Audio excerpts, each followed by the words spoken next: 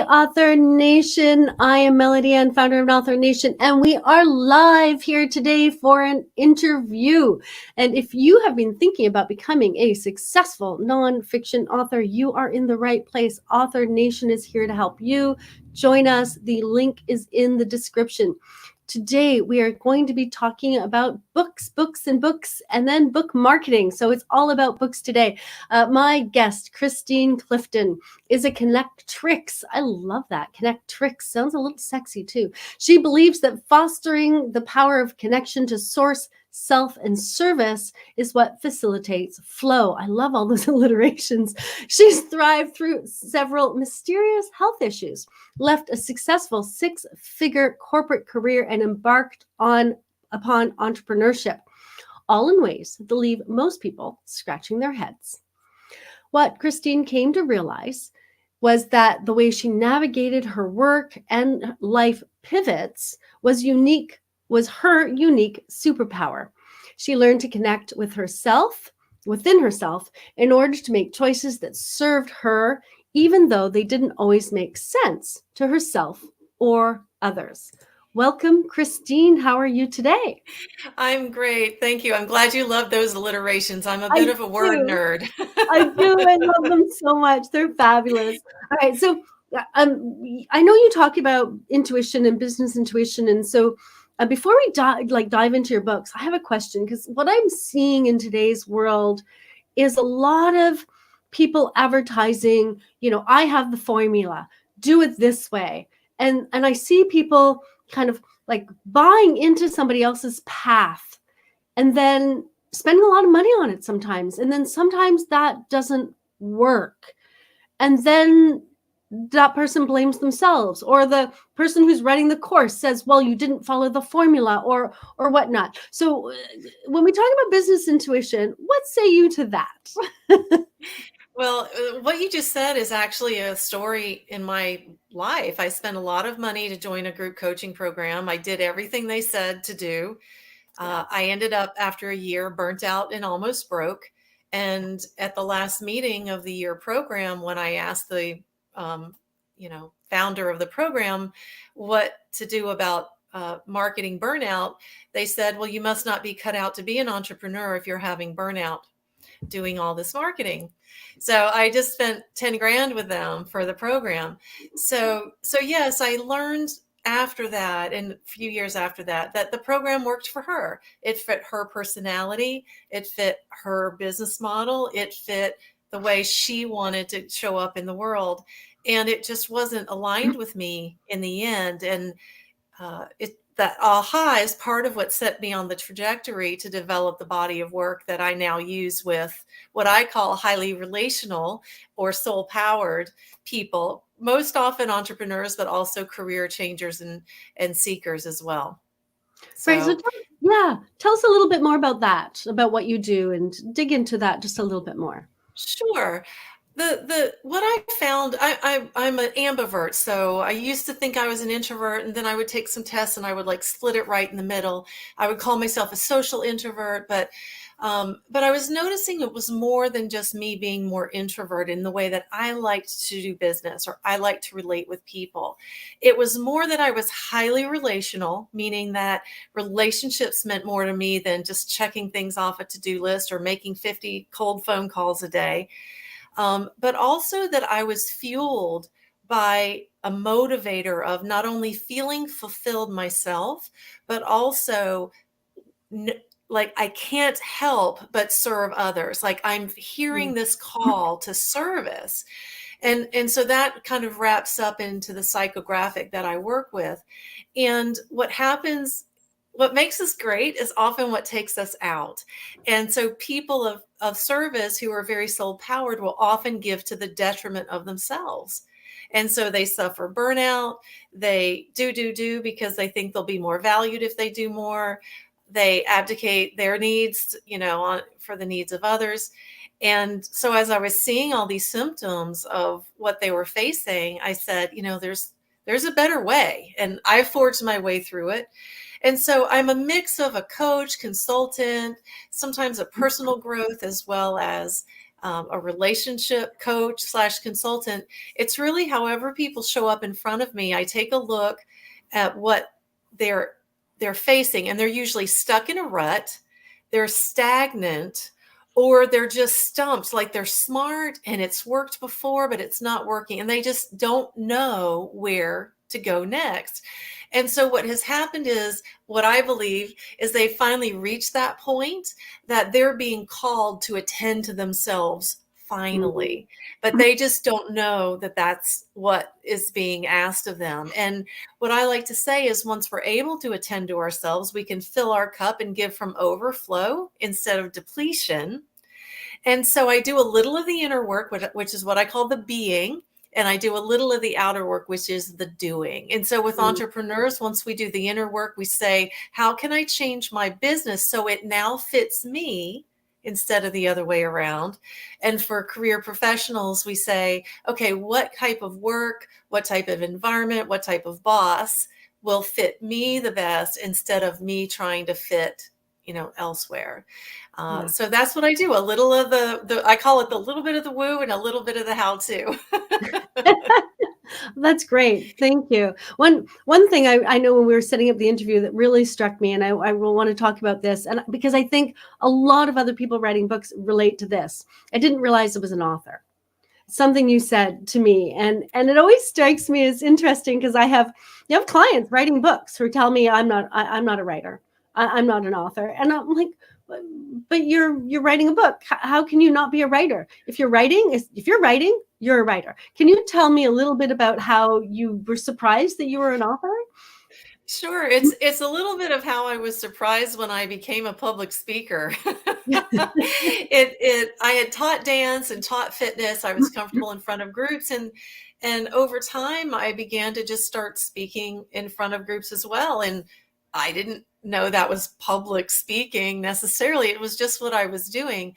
And so I had held a one-day event, and I wanted to do something fun with the event content. So I created a coloring book for the event content, and gave everybody a coloring book and crayons when they checked in, so they could doodle and whatnot as we were moving through the work of the day. And about 6 months, 8 months after the event, I said, there's so much good stuff in that one day event. I'd really like to make this coloring book a workbook. And so I started creating instruction pages, and then I would create the instruction pages and say, this needs a little background. Like, why is this worksheet even in this guidebook? And so then I wrote a little bit of the backstory as to how I came to believe why this worksheet was important.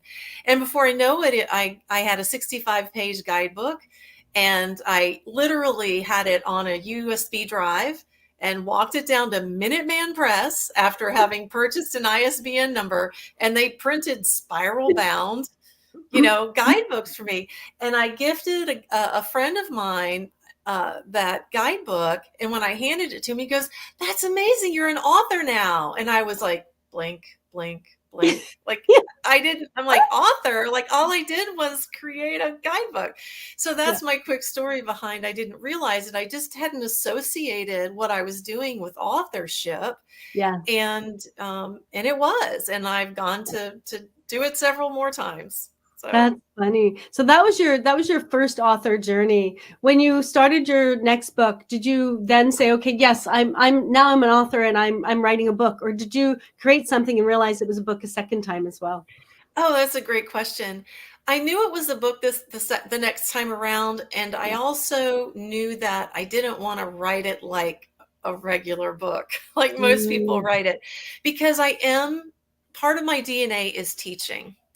And I don't know that, in my experience, that chapter books have always been really effective for teaching. They're good for reading, but yeah. not always good for teaching. And so when I went to write my first book, I'll call it my full book, I had written a chapter for a compilation book uh, prior to that. But when I wrote my first book, I knew that I wanted it to be educational as well. So I knew it was a book. I knew I was an author, but I also knew that I wanted to create it in a way that represented me and would also get across what it is that I wanted to teach. Yeah. So, Yeah. Nice, nice. All right. Just if you're out there watching, we are live and you can comment. Just a couple of comments coming up. Esotino Media, woohoo. Congrats on 200 subscribers. So, Esotino Media, I didn't know that. So, I Woo! haven't been looking at my subscribers. So, thank you so much for pointing that out to me. I will celebrate later. And Paul Newell, who's watching on LinkedIn, says, Your Spirit at Work. I still have my copy. We're going to have to talk about that book later. Thank you very much for the comments. And let's talk about your books. How do you come up with book concepts? Now that you're a multi author, right? I'm a You're an multi-author author of now. multiple books. How do you come up with your book concepts? It's funny. It comes up usually when people hear me talk about something that is new to them and they say something like, what an interesting perspective, or, Mm, I don't hear that. I hear this in the industry, but I don't hear what you've said, in the mm, industry. And I think, like many humble people, we just move through the world doing our great work, and we don't compare ourselves to others. And so I don't know what I'm teaching versus anybody else teaching. I don't look at my competition that way. So when I hear those comments, it makes me think, wow, then this really ought to be in the world in a bigger way. So that's pretty much how both of the next two full books that I've written came to pass. The My networking book has a bit of history with it. I don't know how much detail you want right now, but then my last book also was more the woo. I said the how to and then the woo, but it was also similar. People were talking about how I was speaking about law of attraction and my business and my life. And they're like, I hear law of attraction talked about this way, but not that. And mm, I said, well, let me get it out there. Like, I feel yeah. like more people need to get their hands on this. Yeah, let's talk about your latest book. It's called Get Ready, Get Set, Flow.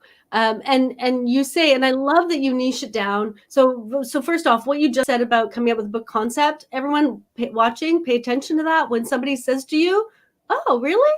Yeah, I didn't think about it that way." There's a book in there, right? So Get Ready, Get Set, Flow is for soul powered people, if I have that correct. You do. So and that's a niche, right? So tell us about your niche. What is a soul powered person? A soul powered person is that person who is feeling that call to do something greater in the world. And Mm, and it's not even a decision that they make. It's something they can't help but do. They're being driven. I describe it in the book as a rear wheel drive race car. Like, it's pushing them along in the world. yeah. And so they want to feel more fulfillment. They want to make a difference in the world. And for me, soul is the essence of who you are. It's a piece Mm, of you that's really unique. It's part of why you're here on the planet. It's kind of connected to your why or your purpose a bit. And and so these are the people that are soul powered. They have this element of knowing that they not only do they want fulfillment, that they want to show up in the world in a way that helps others, and they can't help but do that. yeah, perfect. And it's interesting because when I was looking at your book before the show, you're like the very first sentence sets the stage. So I'm just going to read this out. For me, there's an expression, preaching to the choir. You are definitely preaching to the choir, but I think it's a really important statement. This is the very first statement. I believe that work-life balance is a myth. I mean, so many authors are afraid to kind of take a stand in their book, right? This is something that's going to be there forever. That is your opinion. You take a stand. I know it's for soul powered people, and you've just taken a stand on this whole work life balance thing. I absolutely think that's brilliant. Tell us more about this book. Sure. Yes, I never resonated with that term. Now, I spent 11 years in human resources when I was in corporate, and there was always talk about work-life balance. And who decided there were just two components to life anyway, work and life? And isn't most people's life side of the scale so much more? There's family, there's community, there's volunteerism, there's hobbies, there's so much else there. And now, so who decided? And so that was what my I call it position statement. That was my position statement about work-life balance, and it's a myth. And the reason that I don't prefer that term is that it creates conflict. It means that we're already prescripting the fact that work and life are going to be competing for time or Mhm. competing for a limitation or a limited resource. And the Mhm. subtitle of the book, Get Ready, Get Set, Flow, is Work Life Integration for Soul Mhm. Power People. And so it's a new paradigm to consider, instead of work life balance, to look at work life integration and what that means as a way of integrating our whole beingness into everything that we do, so we don't prescript this competition or burnout. Burnout's the big term these days. So that's what I'm positioning there, is how can we look at that, what, like I said earlier, that inner work, the beingness that we, who we be, along with who we do, and ensuring that the doing is aligned with the being instead of the other way around. Yes, yes. I'm not sure there's necessarily balance either. Like I've raised kids. I've looked after a mother with Alzheimer's. I own my own business. Uh, I like to have a social life. I love hiking. I mean, if I were to truly balance out everything, where I never felt any equilibrium, where I always felt equilibrium, right? Pardon me. I'd need more hours in a day, more days in a week, more weeks in a month, you know? So, Exactly. I say that you can yeah. be balanced and burdened. Right. Right? You can be balanced Right. and burdened.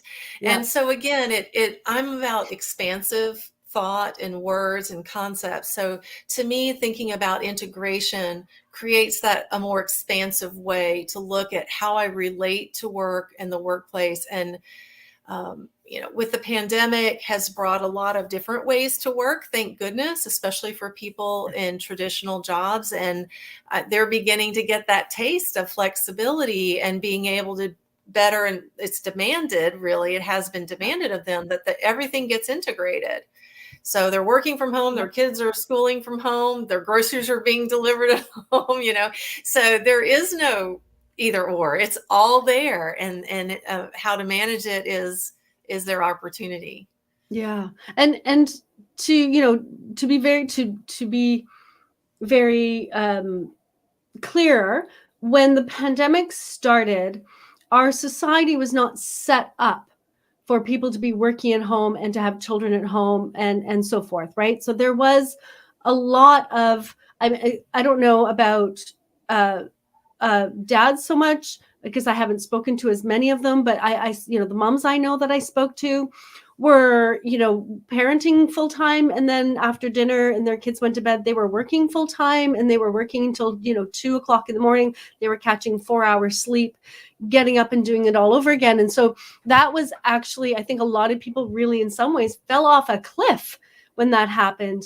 And I'm hoping that over the past 2 years, we have found uh, new resources and new ways of living to make that possible again, because that's how we used to live. We were on farms, the kids were running around, that's how humans used to live. I and am and then, with you. It was right. like you said before, preaching to the choir, and it's, as we've evolved as a species, we've set up, it really came with the industrial age. It's really when the big pivot in work happened in the industrial age, where everyone went to assembly lines, and now everything started becoming a little more, more separate. So, Yeah. and the challenge again is, and I don't love the word challenge, but it can be, is the boundary setting. Mm. I happen not to be a mom, but I know people that are, and some of my clients were having challenges. And when you know what it is you want, you can set the boundaries around it. And so when the pandemic hit, a lot of people, when they're eyeballing their spouse more than they have ever before, and their kids more than ever before, they were recognizing that they needed to be more clear about the chore expectation, who does what chores, who helps me out where, and because otherwise they would have truly just, gotten buried under everything that needed to be done.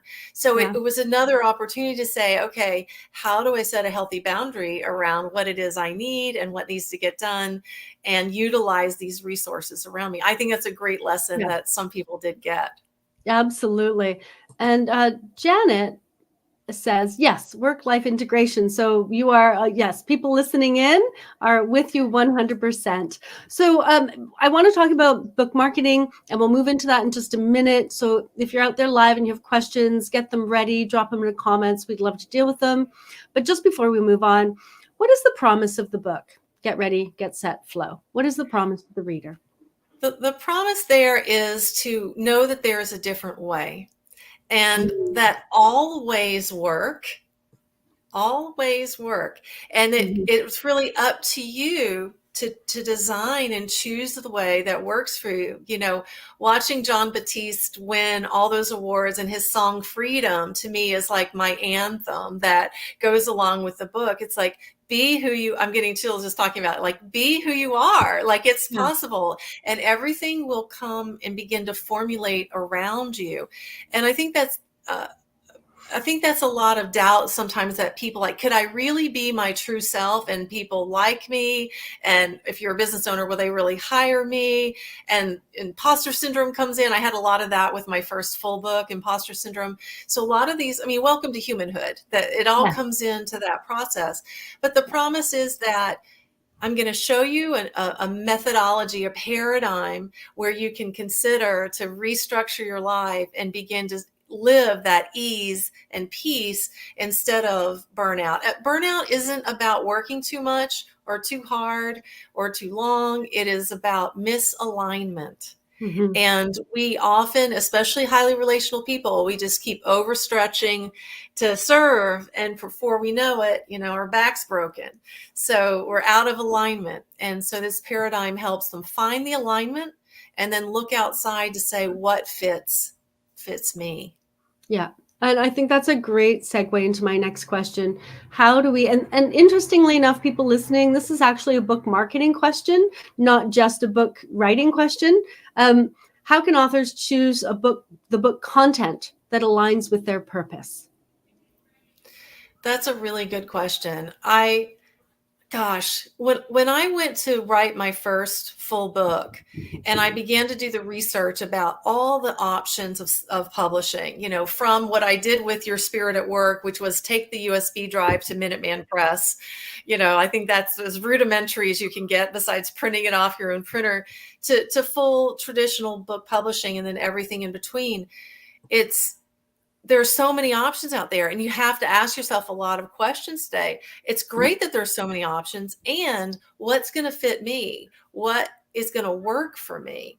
And I chose to project manage that first full book, and it was a lot. It was much more than I expected. And I had hired a consultant and I had hired an SEO. Like, I did all the right things that, Mhm. especially that my consultant was telling me to do. So it's really important that whether you're talking about the marketing or the book content, or even how you go writing the book, and I didn't do this fully with the book I'm referencing, is to check in and say, is this really aligned with what I'm supposed to be doing, what I'm supposed to be bringing forth? So for example, my consultant that I hired for that book, originally it wasn't focused on networking. It was focused on more of a branding or messaging, a generalized messaging type of, like how to message in a way that was compelling. And he's like, well, you really need a niche. It needs to be nicher than that, you know, and it became networking. And I'm like, everybody talks about networking. And so I'm like, but Mhm. can I at least do it like networking conversations? And he's like, well, that is interesting. Like, I don't see a lot of books about the actual conversation. And so my purpose is keeping humans connected through the art of conversation. So I brought my purpose into that book with that dialogue. And then I expanded the book from entrepreneurs only to career professionals, because it could apply to both of them as well.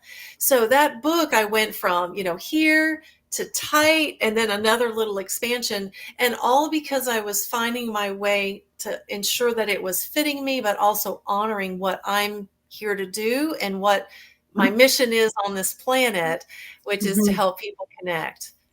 Yeah, no, that makes perfect sense. And I think that's a book marketing question, because if your book isn't in the end aligned with what you do, when you're selling the book, you're not selling it to people who you serve. And so, people get a little lost on what they want to write the book about.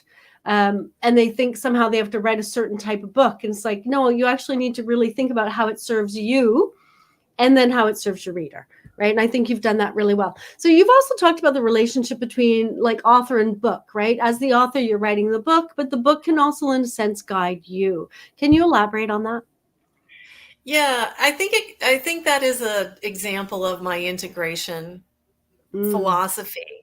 And when I wrote my last book, Get Ready, Get Set, Flow, I as I was writing it and moving through the outline that I had created, there was something nagging at me that wasn't quite making sense in terms of how it was laid out. And I didn't really have my finger on it. I mean, it made logical sense what was outlined, but there was something just telling me that I needed to move a section. And so I didn't really have an introduction initially in this book. And I intuitively kind of got like, move this to an introduction. And I'm like, mhm, really? Okay, so I shifted that to be an introduction and then kind of shimmied the other material. And once I did that, it's like, talk about flow. The book was about flow, but the energy just started to flow when I listened to that. mhm, So I really feel it was the book talking to me. There's a country song that says life's a dance, so you learn as you go. Sometimes you lead and sometimes you follow. And that's what happens. Sometimes the book leads you and sometimes you lead the book. In my first full book, You Don't Have to Shout to Stand Out, there wasn't an intro again, but at the last minute, I'm putting the final period in the last chapter, and all of a sudden I got this picture of myself as a little girl, and I had to put that story in as the part of the introduction to the book. And so I told a story from fourth grade in that book, but it was completely aligned with the title of You Don't Have to Shout to Stand Out.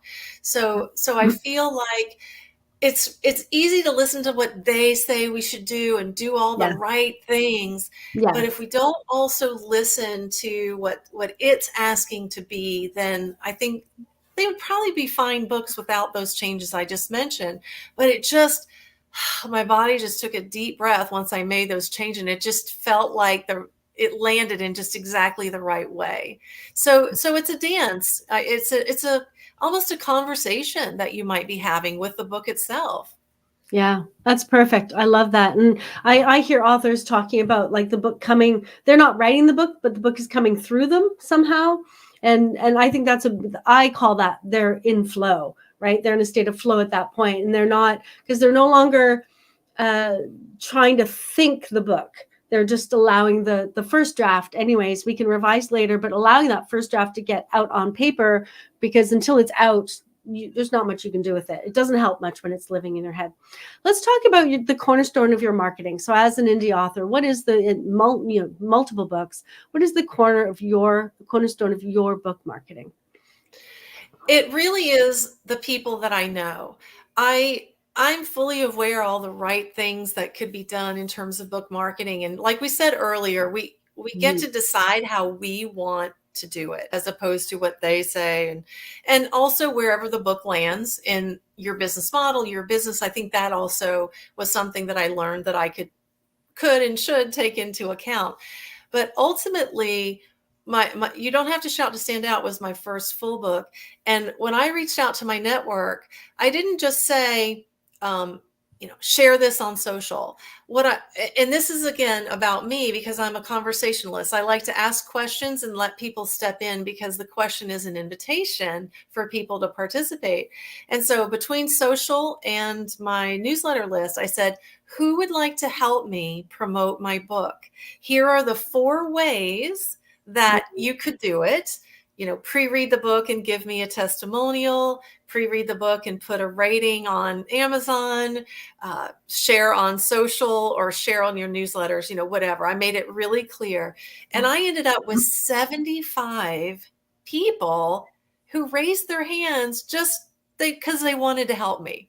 And so the cornerstone are those relationships. Again, for me, that's part of who I am. And then also being really clear about what you want from them and what is involved in whatever they are considering in terms of help. Yeah. My last book, You Don't Get Ready, Get Set, Flow, wasn't as I didn't intend it to be as much of a strong marketing as the middle book. It was more just something that I had to get out of me and into the world. And it wasn't as sensational, I would say, in terms of numbers or reach, but in terms of Amazon #1 bestseller in categories like, just like You Don't Have to Shout to Stand Out, it just hit all those marks. It was amazing to me because I didn't do nearly as much with that one, but it just kept clicking right along with how I had set it up. So really it's about who you know, it's about how you communicate it, how you invite them in. And I also feel like with You Don't Have to Shout to Stand Out, it was really about keeping the excitement going because I created a separate newsletter list just for people who would raise their hands to help. And as the promotion was going, I'm like, we're up to 1,000, Kindle downloads, good job, keep it going. And I think them knowing what was happening with the book was also a big part of the success because it kind of kept their energy going as well. Yeah, no, those are great ideas. As Paul Newell says, great ideas, Christine. I agree with Paul. Can we break it down just a little bit then? So you had the book. We're just going to pause a second. There we go. You had the book, you have this newsletter. And so step one was just sending out a very casual, hey, I've got this new book. If you'd like to help me, here are 4 ways you could help me. And so I think the first thing I want to say about that is, you want to give people, at least a very easy option on how you can help, how they can help. Because some people don't want to put a lot of work. They want to help you, but they don't have a lot of time or energy. And then you want to have a couple of that, a little bit more effort into it, right? And so did people respond to you or did they just go do it? Like, what was that next step? Let's break this down just a little bit. Sure. They did respond to me directly and they said, I can do this for you, or I'm happy to do this part for you. And I'm a little analog as well. So I just kept a list on the side about who offered to do what, and just made sure that whatever they offered to do, that I made it easy for them. So, I had a swipe file, quote unquote, as a hidden page on my website to make it easy. So I just gave everybody the link to that so they could go straight to that hidden page and pull all the memes and the copy and the imagery that they might want to use for the book, and just make it easy for them. That's really the key, is that everybody's busy. You have to make it as easy as possible and keeping them in the loop too. Yeah. All right. So step 1 was ask people. Step 2 is separate them out, create a new email list, create swipe copy, email just that list with everything they need to do, A, B, C, or D, however they've agreed to help you. And then they went and did that. And then as sales came in, you emailed them with updates on how well things were going so that they realized that they were part of something. It wasn't just, thank you, goodbye. It was, hey, look what you're doing, with me and for me, and thank you. I'm assuming there was a thank you in there. Lots of thank yous for sure. Have we broken that down into like the steps adequately? I think so. Another piece of this in terms of project management comes into play, I think, because You Don't Have to Shout to Stand Out, I did want to have some testimonials in the book itself. So that had to come at an earlier time so I could get it into the interior of the book and onto Amazon so people could read that as well. Someone who became a very dear friend of mine at the last minute offered to read the book and give me a testimonial, which became my keystone testimonial that I then put on the cover. So it was like truly the last minute I'm putting this testimonial on the back cover from somebody very significant in the marketing world. And things just started clicking along. But again, project management wise, to make sure chronologically that you've got things happening in as early as possible, knowing that people are going to be a little bit behind, but also knowing, what can be nuanced and changed. So, and Yeah. then the follow up, there were some people who would promise to do something, and again, life happens, no harm, no foul, but that if, to follow up, hey, do you think you'll be able to get me that testimony? And sometimes they wouldn't, and that would be okay. And Yeah. to kind of go with the flow there as well, because Yeah. especially in the last minute, there's not much you can do about that. So yeah, I Yeah. think those steps really outline it very well. Yeah. And I just want to highlight something you said for the listeners, because I think this is something that indie authors miss. Many times they say to me, I don't want to go to traditional because it takes like a year to get the book published. It's so long. Pardon me, it's so long. But the truth is, to get an advanced copy out to people, have them read it, write the foreword, write the reviews, get those put on the front cover, the back cover, inside, and the front matter. This all takes time, and then to get it back to them. And so I often tell indie authors, look, if you have a book launch, put it 6 months out, because you need to get all of these pieces done before you format the book, because you can't format the book and then add testimonials to it. You can't create a cover and then add testimonials to it. So you actually need to think like, start with the publication date, work back on all these things that need to happen, and you'll understand why traditionally publishing takes a year, right? Exactly. I'm so with you. I had Mhm. someone agree to write the foreword in my most recent book, Yeah. and he then told me that he couldn't write the foreword. He actually didn't agree with a lot of the things I was positing in the book, and I had already set aside those 2 pages in the interior design. And I sit there and I'm like, I never expected someone to say yes and then completely say no. And I'm like, well, what do I do? And I decided to just not have a foreword, and my interior designer had to go back and I mean, it wasn't major, but enough Nope. that we needed to shift it so that Yep. we took the foreword out of the Yep. outline. Yep. But it can be major, and it can cost an author a lot of extra money to reformat a book or redo a cover because all of a sudden you want something in, right? So I just want to throw that out there for indie authors. When you talking about your project management, it's really good to understand all those timelines and where they fit in, how they fit in. So I want to talk about your guidebook. Paul earlier said, Your Spirit at Work. I still have my copy. Can you tell us a little bit about this guidebook? Yes, well, I'm actually giving it to the listeners in digital form as my gift if they go to yourspiritatworkbook.com. And yes, I loved it. I mean, I think we all love our own books, it's like, or maybe our children if I were a parent. But because it was a guidebook, a workbook, and I did spiral bound binding, I made it to last. I wanted people to be able to have it and reference it. And it had those segments that I had covered in that one day event, which is where it was birthed from. And so to me, the fun of it was that it had the instructions. It also had the worksheets, and to be able to publish it in that hard copy form to me was really unique. And I haven't yet gotten it on Amazon because I have to totally reformat it to get it into Amazon standard. But I didn't even know about Amazon at the time that I made that book. So, and it was very popular. Here's the funny thing. I said, how am I going to pay for this? And I decided to do pre-sales. And I didn't even know what pre-sales were, but I thought, I wonder if people would pay for it ahead of time. And I just kind of said, who wants a copy? And people were throwing money at me, pre-reserving their copy. And I'm like, this is cool. Now I have the money to actually go down to Minuteman Press and run a copy of it. But it was very satisfying because I still, of course, did the project management piece from the interior design, and I went to Fiverr to get the cover design done, and then the cover designer disappeared, so I had to hire someone else to do the back cover.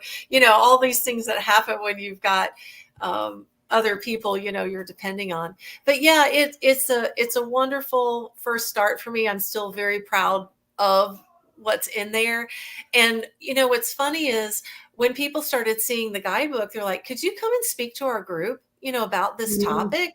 And yes. so I started going on the speaker circus. I told you I was a speaker as well.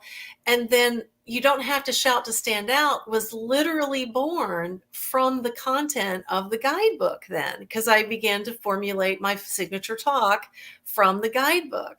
So it's funny how it all kind of began to feed even my own pipeline of content as a business owner and how I was bringing it through in different mediums. So yeah, I love that book. And thanks, Paul, for keeping it this long. I think it was December of 2014, I think, is when I finally published that. That's so amazing. Yeah. And so that's a good point. Books are forever. So if you're writing a book, you become an author, no one can take that title away from you. You don't get de-authored. Your book is forever. And, it creates a legacy, right? Christine, thank you so much for coming today. And like all this, you've given us so much information and insight. I really appreciate it. Before you leave us, can you give us a little bit of an insight into maybe what you're working on right now? Yes. Well, in my business, I have 5 book ideas that I have on standby, and I just haven't felt led to start one of those yet. So again, following your flow or your intuition there. In my business, what I'm working on is because I'm all about connecting and specifically about keeping humans connected, I've started some Monday evening gatherings so people can have really deeper conversations, not just Zoom meetings for work, but coming together virtually and talking about meaningful topics. And it's really starting to pick up. We've had several different people stopping in, and I even started what I call a soul circle, which is a coaching group once a month, because I wanted people to have a low cost way to get coached. And some of my clients who had finished their program with me just wanted tune-ups here and there. So it gives them a place to show up as well. So my soul circle's going well as well. So that's really what I'm working on now, is keeping humans engaged at a deeper level and connected. Awesome. Thank you so much. So I have just put ChristineClifton.com up as well. And all of these links are in the description. So if you'd like to reach out to Christine, you can do that. They're there for you. Get your book. Christine, thank you so much for coming on today. Really love chatting with you. It's been insightful, interesting, and fun. You're welcome. Thanks so much for having me. And thanks for everyone showing up. Yeah. All right. Thank you, everyone. We will see you next Thursday for another live interview at Author Nation.